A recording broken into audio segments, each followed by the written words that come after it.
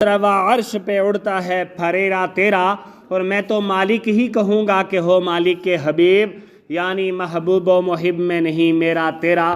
معزز سامعین کرام، ابھی خطبہ مسنونہ کے بعد جس آیت مقدسہ کے ایک جز کی تلاوت کرنے کا شرف حاصل کیا ہے، اس کے تعلق سے کچھ عرض و معروض کروں، اس سے قبل بہتر ہی نہیں بلکہ ضروری سمجھتا ہوں آئیے اس گنبد خضرا کی جانب لو لگا کر پیارے پیارے بھیک دینے والے آقا و داتا حضور تاجدار مدینہ احمد مجتبیٰ محمد رسول اللہ صلی اللہ تعالیٰ علیہ وسلم کی بارگاہ بے کس پناہ میں عقیدت و محبت کے ساتھ درود پاک کی ڈالیاں نچھاور کریں اور پڑھیں بآواز بلند: صلی اللہ علیہ یا رسول اللہ وسلم علیکہ یا حبیب اللہ، صلی اللہ علیکہ یا رسول اللہ وسلم علیکہ یا حبیب اللہ، صلی اللہ علیہ رسول اللہ وسلم علیکہ یا حبیب۔ نہیں ہے کوئی دنیا میں ہمارا یا رسول اللہ، نہیں ہے کوئی دنیا میں ہمارا یا رسول اللہ، ہمیں تو آپ ہی کا ہے سہارا یا رسول اللہ، ہمیں تو آپ ہی کا ہے سہارا یا رسول اللہ۔ اگلے شعر پر سب نے آمین کہنا اور پوری توجہ چاہوں گا۔ خدا جب تم سے فرمائے لے کے لاؤ اپنی امت کو، خدا جب تم سے فرمائے کہ لاؤ اپنی امت کو، ہماری طرف بھی کر دینا اشارہ یا رسول اللہ، ہماری طرف بھی کر دینا اشارہ یا رسول اللہ۔ دم آخر ذرا ہم پر اتنا کرم کرنا، دم آخر ذرا ہم پر اتنا کرم کرنا کہ ہمارے لب پہ ہو کلمہ تمہارا یا رسول اللہ، کہ ہمارے لب پہ ہو کلمہ تمہارا یا رسول اللہ۔ درود پاک اللہم صلی علی سیدنا شفیعنا مولانا محمد مبارک وسلم۔ معزز سامعین کرام، وقت بڑا کم ہے، ابھی تک جو ہمارے نمازی حضرات دائیں بائیں اپنا قیمتی وقت ضائع کر رہے ہیں وہ جلد از جلد مسجد شریف میں پہنچیں، وقت بہت کم رہ گیا ہے۔ میں اپنی بات کو بڑے مختصر وقت میں ختم کروں گا۔ حضرات محترم، رب تعالیٰ نے قرآن مقدس میں ارشاد فرمایا، توجہ ہے سب کی، سننا چاہتے ہیں؟ جو سننا چاہتے ہیں وہ کہہ دیں یا رسول اللہ۔ رب تعالیٰ نے قرآن مقدس میں ارشاد فرمایا، قُلْ هَلْ يَسْتَوِي الَّذِينَ يَعْلَمُونَ وَالَّذِينَ لَا يَعْلَمُونَ، کیا جاننے والے اور انجان برابر ہو سکتے ہیں؟ کیا علم والے اور بغیر علم والے برابر ہو سکتے ہیں؟ کیا علم والے اور جاہل برابر ہو سکتے ہیں؟ کیا روشنی اور اندھیرا برابر ہو سکتا ہے؟ نہیں، برابر نہیں ہو سکتا۔ ایک علم والا اور ایک جاہل، بہت بڑا فرق ہے، اندھیرے اور روشنی میں بہت بڑا فرق ہے۔ حضرات محترم، رب تعالیٰ نے قرآن مقدس میں فرما دیا، قُلْ هَلْ يَسْتَوِي الَّذِينَ يَعْلَمُونَ وَالَّذِينَ لَا يَعْلَمُونَ، یعنی علم والا اور جاہل برابر نہیں ہے۔ سبحان اللہ، سبحان اللہ، علم والا اور جاہل برابر نہیں ہے۔ حضرات محترم، اب علم والے کی کیا فضیلت ہے اور جاہل کا نقصان کیا ہے؟ حضرات محترم، حدیث پاک کی طرف چلتے ہیں۔ اللہ کے پیارے محبوب صلی اللہ تعالیٰ علیہ وسلم ارشاد فرماتے ہیں، جب کوئی بندہ مومن دینی تعلیم حاصل کرنے کی کوشش کرتا ہے، اس میں عمر کی قید نہیں ہے، چھوٹا بچہ ہے یا نوجوان ہے، بزرگ ہے یا کون ہے، اس میں کوئی تخصیص نہیں ہے۔ حدیث پاک میں الفاظ واضح ہیں، حکم یہ ہے کہ جب کوئی بندہ دینی تعلیم کی طرف سفر کرتا ہے، رب تعالیٰ اس بندے کے لیے جنت کا راستہ آسان کر دیتا ہے. سبحان اللہ. پتہ چلا ابھی خالی سفر شروع کر رہا ہے, اگلی بات بہت دور ہے.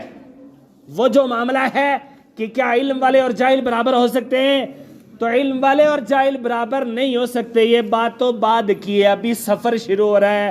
ایک بندہ وہ جس نے ابھی دینی تعلیم کے لیے سفر ہی نہیں کیا, اور ایک وہ جس نے دینی تعلیم کے لیے سفر شروع کر دیا.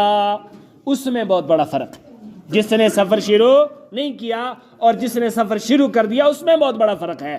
فرق یہ ہے, حدیث پاک اب نے سن لی ہے, جس نے سفر شروع کر دیا, اللہ کے پیارے حبیب صلی اللہ علیہ وسلم نے فرما دیا, جس نے دینی تعلیم کے لیے سفر شروع کر دیا, رب تعالیٰ نے اس کے لیے جنت کا راستہ آسان کر دیا. سبحان اللہ, سبحان اللہ. کتنا بڑا فرق ہے. راستہ سفر شروع کر لینے میں ابھی بڑا فرق ہے, تو آگے چل کے کتنی منزلوں کا فرق آ جائے گا. حضرات محترم, اللہ کے پیارے حبیب صلی اللہ تعالیٰ علیہ وسلم ارشاد فرماتے ہیں کہ جب ایک دینی طالب علم دینی تعلیم کے لیے نکلتا ہے, توجہ ہے, جب ایک دینی طالب علم دینی تعلیم کے لیے نکلتا ہے تو اس وقت اللہ رب العزت کی نوری مخلوق فرشتے اس دینی طالب علم کے پاؤں کے نیچے نوری پر بچھاتے ہیں. سبحان اللہ. کیا بچھاتے ہیں؟ اللہ کی نوری مخلوق فرشتے, ان کا بہت بڑا مقام ہے. اللہ رب العزت کے احکام میں لگے رہتے ہیں. جن جن احکام, جن جن کاموں کا, جن جن معاملات کا ان کو حکم ہوا ہے, اسی میں لگے رہتے ہیں. رب تعالیٰ کی ذرہ برابر بھی نافرمانی نہیں کرتے. وہ فرشتے کیا کر رہے ہیں؟ دینی طالب علم کے پاؤں کے نیچے نوری پر بچھا رہے ہیں. سبحان اللہ, سبحان اللہ. حضرات محترم, اللہ کے پیارے حبیب صلی اللہ تعالیٰ علیہ وسلم نے ارشاد فرمایا کہ عالم کی فضیلت عابد پر ایسی ہے. جاہل کے لیے نہیں کہا. ابھی کیا؟ عالم کی فضیلت عابد پر ایسے ہے. کس طریقے سے؟ کتنی بڑی فضیلت ہے. حضرات محترم, اللہ کے پیارے حبیب صلی اللہ علیہ وسلم حدیث پاک میں فرماتے ہیں کہ عالم کی فضیلت, ایک وہ جس نے دینی تعلیم حاصل کی, ایک وہ جس نے دینی تعلیم تو حاصل نہیں کی لیکن اللہ کی عبادت میں لگا ہوا ہے. کیا کر رہا ہے؟ اللہ کی عبادت میں مصروف ہے.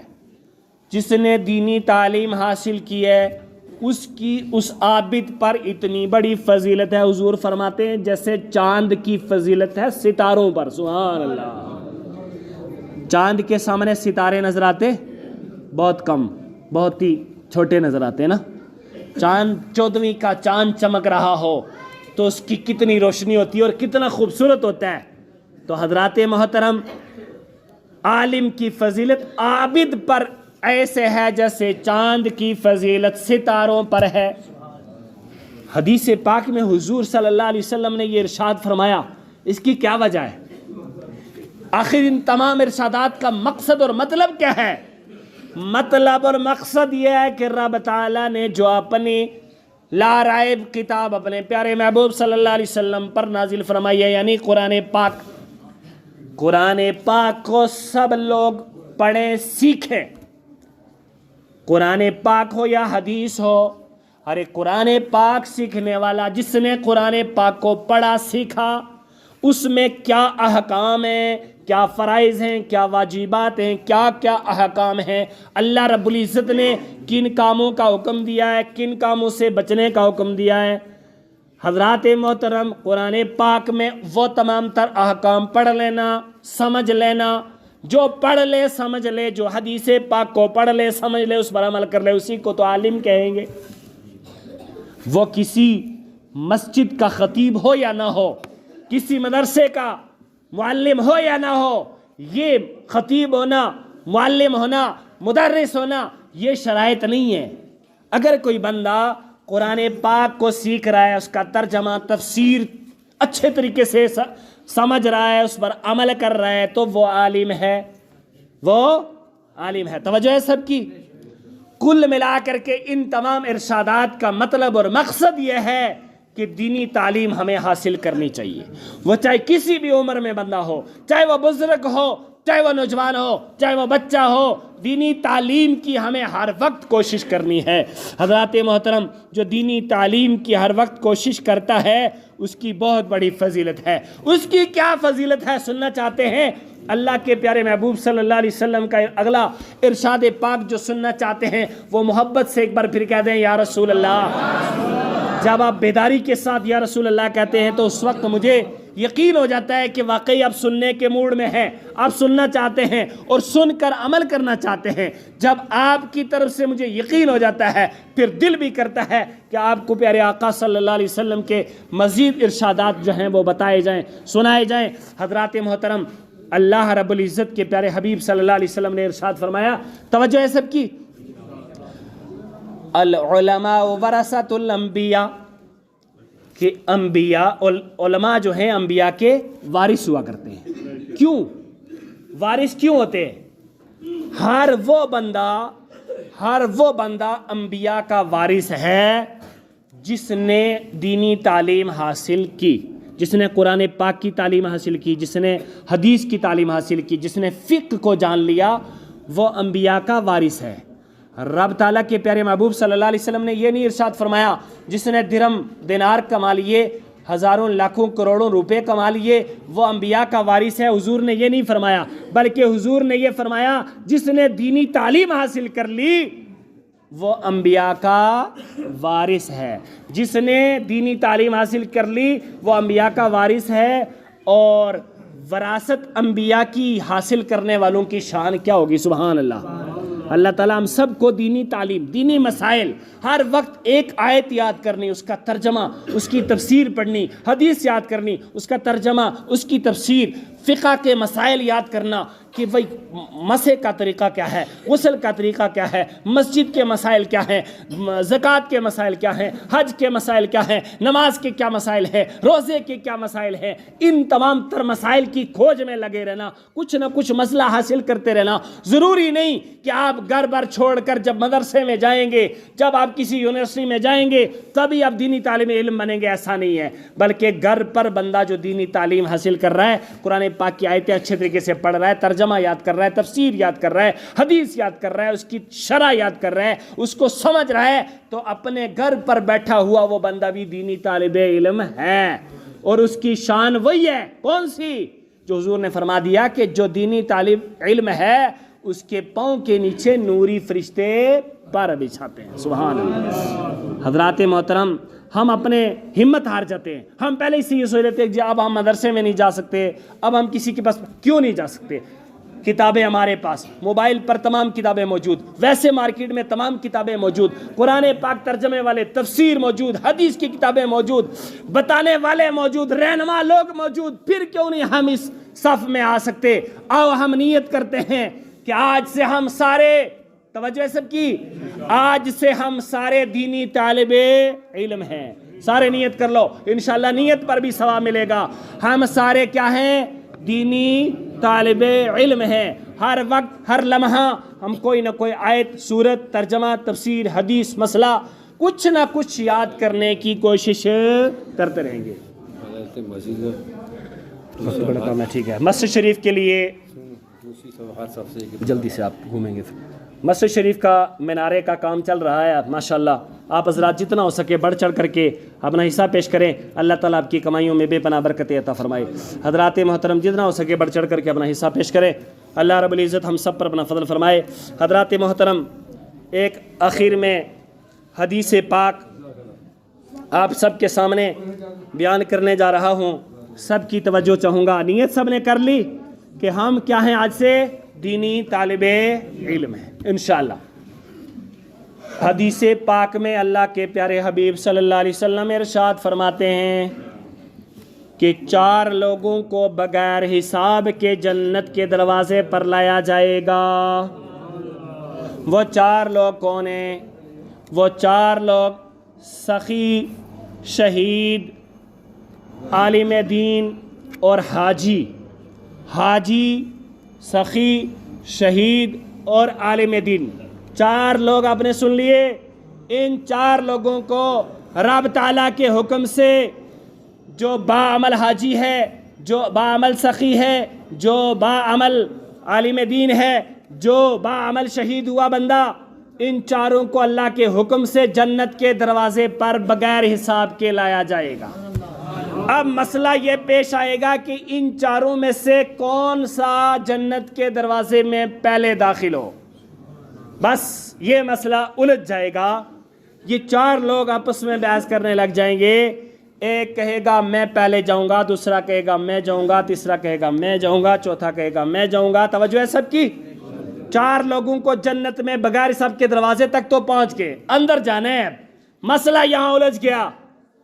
اب حاجی سے پوچھا جائے گا جنت میں پہلے کیوں جانا چاہتا ہے، کہے گا میں نے حج اللہ کی رضا کے لیے کیا۔ ٹھیک ہے جی، یہ کس نے بتایا؟ عالم دین نے بتایا کہ حج اللہ کی رضا کے لیے کرنے سے یہ فائدہ ملتا ہے کہ گناہوں سے پاک و صاف ہو جاتا ہے بندہ، پھر جنت میں داخل ہوتا ہے۔ کس سے پتہ چلی یہ فضیلت؟ عالم دین سے پتہ چلی۔ چلو جی، تم سے عالم دین پہلے جائے گا۔ سخی سے، بھائی کیوں جنت میں پہلے جانا چاہتے ہو؟ میں نے اللہ کی رضا کے لیے اللہ کی راہ میں خرچ کیا۔ بھائی یہ فضیلت کس نے بتائی؟ خرچ کرنے کی اتنی فضیلت ہے کہ جنت میں جاؤ گے۔ ہاں جی، عالم دین نے۔ تم سے بھی عالم دین پہلے جائے گا جنت میں، کیونکہ مسئلہ تو اس نے بتایا۔ تیسرے نمبر شہید سے پوچھا جائے گا بھائی تم جنت میں پہلے کیوں جانا چاہتے ہو؟ ہاں جی، میں نے اللہ کی راہ میں اپنا خون کا آخری قطرہ تک بہا دیا، میں اس لیے جنت میں پہلے جانا چاہتا ہوں۔ تمہیں شہید ہونے کا یہ رتبہ کس نے بتایا؟ عالم دین نے بتایا۔ لہٰذا تم تینوں سے پہلے جائے گا عالم دین جنت میں۔ عالم دین کے لیے فیصلہ ہو جائے گا، اعلان ہو جائے گا۔ لیکن جب یہ اعلان ہوگا تو باعمل عالم دین، میں یہ نہیں کہہ رہا کہ عام عالم دین، نہ، باعمل عالم دین جو ہوگا وہ وہاں بھی حق کو نہیں بھولے گا۔ اس کو اعلان ہوگا اس کے لیے کہ تم جنت میں داخل ہو جاؤ، لیکن وہ اعلان کرے گا کہ میں جنت میں پہلے نہیں جاتا۔ کیوں نہیں جاتا جی؟ اس لیے نہیں جاتا کہ میں نے دینی تعلیم حاصل ضرور کی، میں نے ان سب کو مسائل بھی بتائے، سب کچھ صحیح ہے، لیکن حقیقت یہی ہے کہ جس مدرسے میں میں نے دینی تعلیم حاصل کی وہ مدرسہ سخی نے بنایا، سخاوت کی، اللہ کی راہ میں خرچ کیا، سخی نے سخاوت کی تو مدرسہ بنا، میں نے دینی تعلیم حاصل کی۔ سبحان اللہ۔ عالم دین وہاں بھی حق نہیں بھولے گا، لہٰذا جب وہ خود اعلان کر دے گا کہ سخی کو جنت میں پہلے جانے کا حق ہے، رب تعالیٰ کی طرف سے حکم ہوگا سخی کو جنت میں پہلے بھیج دو۔ عالم دین کا حق بنتا تھا، اس نے وضاحت کر دی کہ سخی کا حق بنتا ہے، کیونکہ مدرسہ قائم ہوا۔ جیسے آپ لوگ آج روپے 10 روپے 100 روپے 500 روپے مدرسے کے لیے دے رہے ہو، مدرسے سے جو حافظ فارغ ہو رہے ہیں، قاری فارغ ہو رہے ہیں، جو یہ طلبہ یہاں پڑھ رہے ہیں، ان کی فضیلت اپنی جگہ ہے، لیکن جب اللہ کے کرم سے میدان محشر جب قائم ہوگا، حساب و کتاب ہوگا، تو اس وقت یہ حفاظ جنت میں پہلے نہیں جا پائیں گے، بلکہ مدرسہ قائم کرنے والوں کو پہلے نمبر لگے گا۔ سبحان اللہ۔ تو اس کے بعد کیا ہوگا؟ سخی کو سب سے پہلے جنت میں داخل کیا جائے گا۔